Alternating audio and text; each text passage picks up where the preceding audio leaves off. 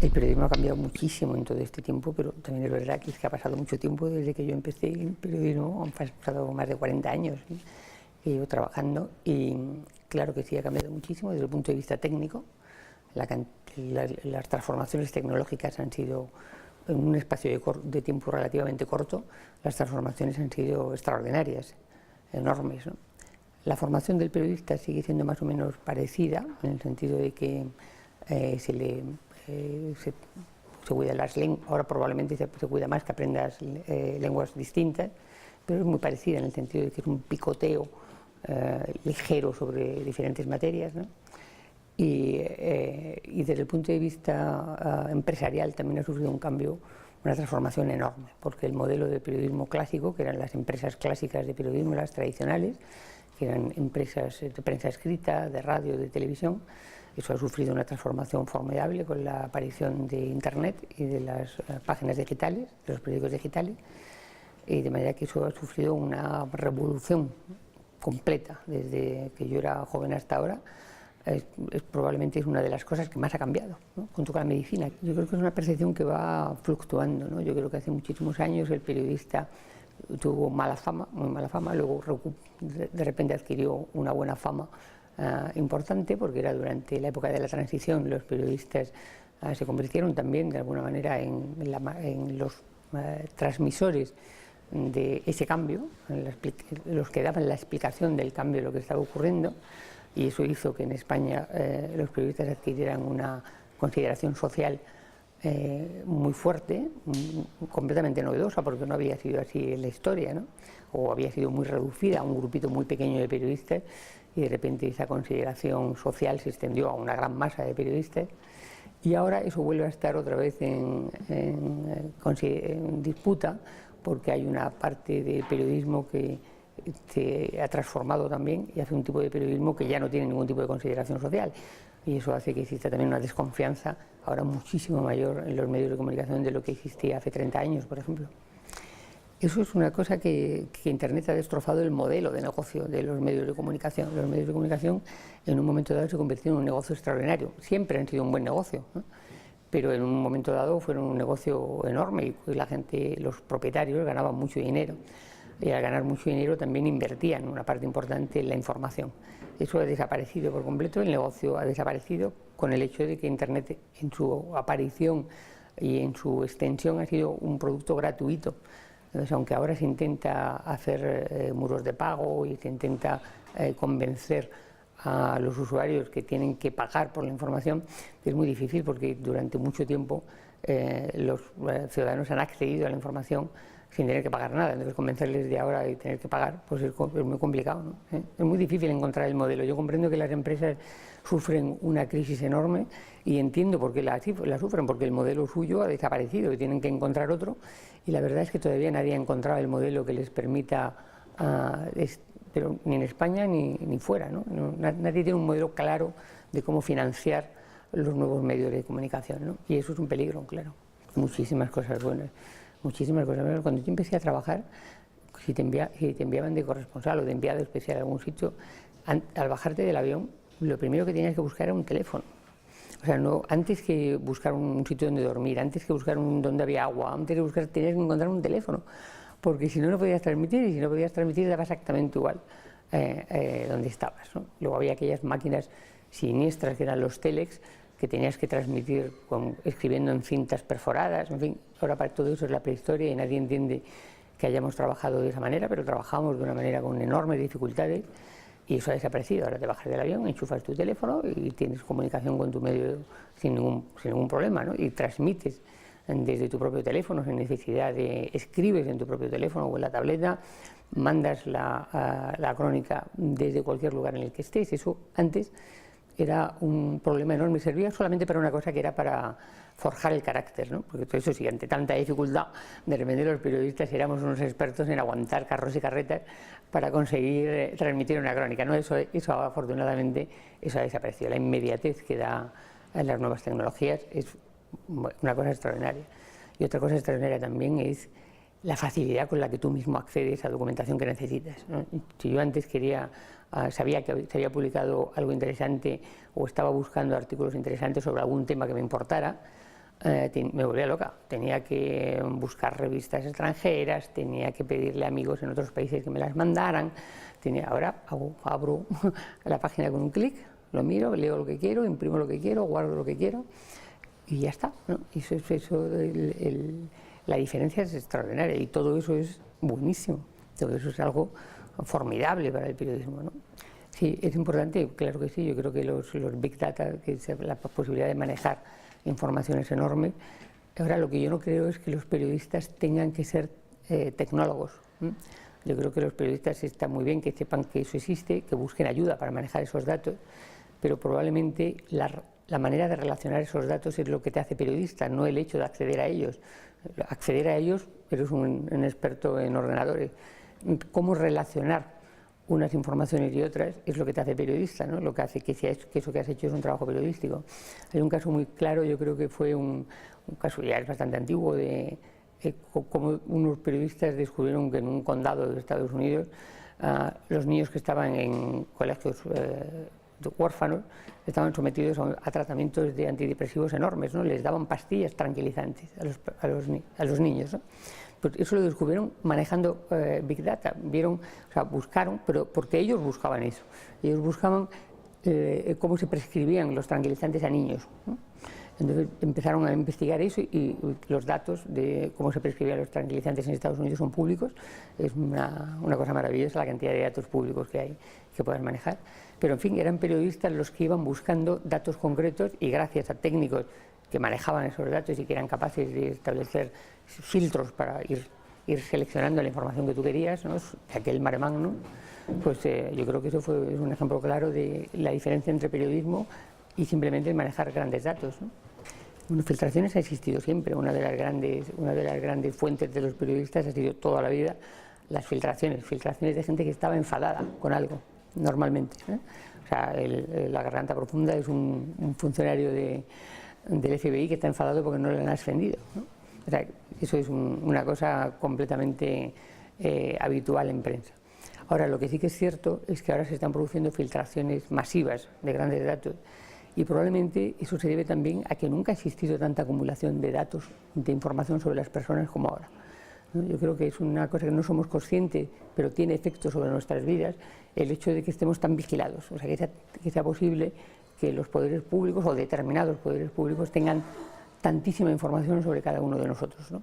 Eso se acumula y hay personas que se dan cuenta del peligro y del riesgo que tiene eso, ¿no? Y hacen enormes filtraciones precisamente para ayudar, uno, a que los ciudadanos perciban la cantidad de datos que están dando sobre sí mismos sin ser conscientes de ello, y luego también, evidentemente, los casos de los grandes bancos o de los grandes emporios financieros y los paraísos fiscales, el conseguir información sobre prácticas. Una de las cosas que es clásicas del periodismo es el interés público, buscar información de interés público, y es de interés público saber quién elude el pago de impuestos. Eso es una información necesaria para el ciudadano, ¿no? Son un medio de comunicación extraordinario. Lo que no creo es que sean periodismo. O sea, yo creo que hay una mezcla que se ha producido relativamente hace poco tiempo, una confusión muy grande entre qué es periodismo y qué es comunicación. Comunicación es todo y es verdad que la comunicación ha experimentado un desarrollo exponencial gracias a las redes sociales y que eso es bueno, que eso es muy bueno, pero otra cosa es que eso se interprete como que eso es periodismo. No, eso no es periodismo, eso es comunicación, ¿no? Y es una comunicación en un volumen como nunca ha existido. Es extraordinaria. Yo soy muy partidaria de las redes sociales, aunque no he escrito un Twitter en mi vida, los leo, pero no escribo porque creo que, sinceramente, cualquier cosa que se me ocurra rápido y la escriba probablemente es una tontería. Creo yo que lo más probable es que va a ser una tontería, pues voy a actuar en caliente, voy a reaccionar en caliente a cualquier cosa y voy a decir una bobada, ¿no? Es mucho mejor, en el caso de los periodistas, tomar un poquito de tiempo para pensar lo que se dice, ¿no? Pero en caso de comunicación normal, pues me parece muy bien que todo el mundo se comunique como quiera, ¿no? Yo sí creo que el periodismo tiene una función social, sí lo creo sinceramente. Creo que una sociedad sin periodismo, simplemente con comunicación, pierde elementos importantes, porque el periodismo tiene unos principios, muchas veces se violan, en fin, todo eso está claro, ¿no? Que se hace un periodismo pésimo, en fin, millones de cosas en contra del periodismo, para criticar el periodismo de hoy día, sin ninguna duda hay. Pero al mismo tiempo también hay unos principios básicos de la profesión periodística que, cuando se respetan, producen una información especialmente cualificada para los ciudadanos, ¿no? Que permiten que los ciudadanos tengan un punto de vista y una referencia que todo lo demás no se lo va a dar, se lo va a dar solamente el periodismo, ¿no? Entonces, dejar todo el espacio, que desaparezca el periodismo y todo se convierta en comunicación, yo creo que es una manera de debilitar la democracia. En general es estupendo, porque en condiciones, primero porque fomentan un género que es muy hermoso, que es la crónica, ¿no? Que es un género en el que ellos se han especializado y que probablemente por necesidad se han especializado en el género de la crónica, porque en muchísimos países no puedes contar lo que pasa. En Salvador, por ejemplo, El Salvador es un país extremadamente violento, con un régimen, ha tenido, ahora es una democracia, pero con unas democracias francamente muy perfectibles, con muchísimos problemas, extremadamente violentos, ¿no? O sea, el otro día leí que en los últimos 2 meses han asesinado a 600 personas, 600, ¿no? En un país que tiene, no sé cuántos, 4 millones de habitantes, ¿no? Es salvaje, ¿no? Lo que es la violencia. Entonces, ¿qué hacen los periodistas, los buenos periodistas de El Salvador? Intentan contar lo que pasa sin enfrentarse al gobierno, porque el gobierno los puede hundir, ¿no? Entonces, ¿qué hacen? Crónica. Cuentan la vida, y al simplemente contar la vida hacen un reflejo de su sociedad extraordinario, extraordinario. Tienen además utilizan recursos literarios. Es puro periodismo, no se inventan nada, pero tienen recursos literarios para exponer esa realidad, ¿no? Y el resultado de eso son crónicas extraordinarias. Yo leí hace unos meses una crónica que en un momento dado hubo un atentado en El Salvador, que le prendieron fuego a un autobús. Y han hecho una investigación larga para contar quiénes iban dentro del autobús, que murieron abrasados, y quiénes tiraron las bombas incendiarias que mataron. Y es demoledor, es un retrato de una sociedad tan triste, tanto los que tiraron las bombas, que unos chavales completamente destruidos ellos también, ¿no? Y la gente que andaba en el autobús, que era una gente normal y corriente, que iba a su trabajo, te cuentan las vidas. Eso, en una sola crónica, te da una imagen de El Salvador insuperable, ¿no? Eso es un país pequeño con dificultades para mantener sus medios de comunicación, y tiene un periodismo de esa calidad tan extraordinaria, ¿no?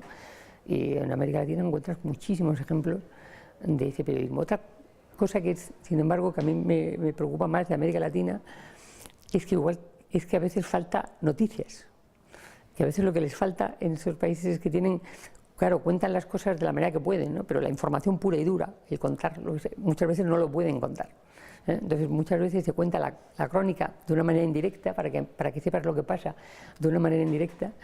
Pero no todos los periodistas son cronistas, ni todos los periodistas son grandes escritores, y el periodista simplemente que cuenta, pues, en fin, un hecho inmediato, cotidiano, y eso en muchos países de América Latina, sin embargo, es mucho más difícil. Yo no sé hasta qué punto al final la tecnología va a influir también no creo que sea posible experimentar unos cambios tan extraordinarios tecnológicos y que eso no influya en los géneros. Yo creo que de alguna manera eso también tiene que necesariamente influir en los géneros, ¿no?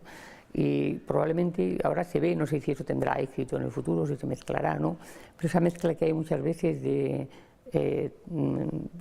texto, imagen, sonido, referencias, ¿no? Todo eso mezclado, probablemente esté creando un género nuevo, que no sé cómo llamarlo, ¿no? Pero que sí que sean géneros en el futuro, géneros periodísticos. Yo creo que el camino fundamentalmente es no dejar el periodismo en manos de los tecnólogos, o sea, no dejar el periodismo en manos que sea competencia de telecomunicación. No es un asunto de la telecomunicación. La telecomunicación es el instrumento, los instrumentos necesarios para vehicular el periodismo, ¿no?